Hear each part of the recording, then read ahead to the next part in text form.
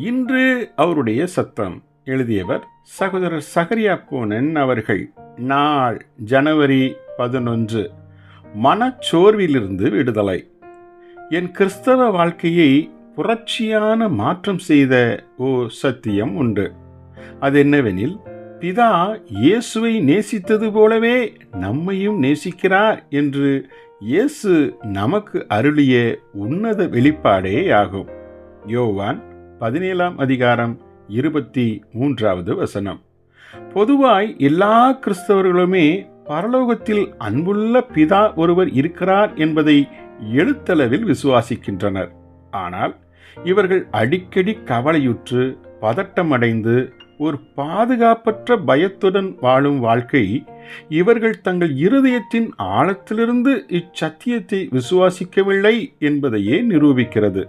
இருப்பினும் இயேசுவை தேவன் எவ்வளவு நேசித்தாரோ அதே அளவு நம்மையும் நேசிக்கிறார் என்ற துணிவான விசுவாசம் கொள்ள கொஞ்சம் பேர்கள் இருக்கத்தான் செய்கிறார்கள். இம்மாபெரும் சத்தியத்தை காண்படி உங்கள் கண்கள் மாத்திரம் திறக்கப்பட்டு விட்டால் உங்கள் வாழ்க்கையின் முழு அணுகுமுறையையும் இச்சத்தியம் மாற்றிவிடும்.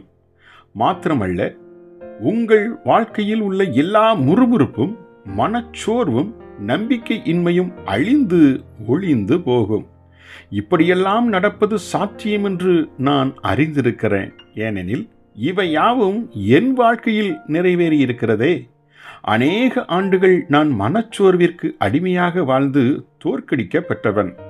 இவ்வாறு நான் இருந்தது பிதாவின் சித்தம் இல்லைதான். இருந்தாலும் நானோ அதிலிருந்து விடுதலையாக முடியாமல் தவித்தேன். என்ன விந்தை! பிதா இயேசுவை நேசித்தது போலவே என்னையும் நேசிக்கிறார் என்ற சத்தியத்தை காண என் கண்கள் திறக்கப்பட்ட அந்த நாளிலிருந்து எல்லாம் அடியோடு மாறிவிட்டது. என் வாழ்வின் பாதைக்குள் பிரவேசிக்கும் ஒவ்வொன்றும் என் அன்பின் பிதாவின் கையிலிருந்தே வருகின்றன என்பதை இப்போது தெளிவாய் காண்கிறேன். அவர் என்னை கண்ணின் மணிபோல் காக்கிறதை கண்டு கொண்டபடியால் இப்போது என் வாழ்வில் எந்த சூழ்நிலையும் என்னை முறுமுறுக்கவோ மனச்சோர்வடையவோ செய்திட முடிவதில்லை. இப்போது தேவன் இயேசுவை நேசித்தது போலவே என்னையும் நேசிக்கிறார் என்ற சத்தியம் என் வாழ்வில் அசைக்க முடியாத அஸ்திவாரமாய் ஆகிவிட்டது. ஜெபிப்போமா. நேசமுள்ள பரம தகப்பனே, இயேசுவை நேசித்தது போலவே என்னையும் நேசிக்கும் உமது அன்பை என் கண்கள் கண்டுவிட்டன. மனச்சோர்வை அகற்றிய சத்தியத்திற்கு நன்றி. ஆமேன்.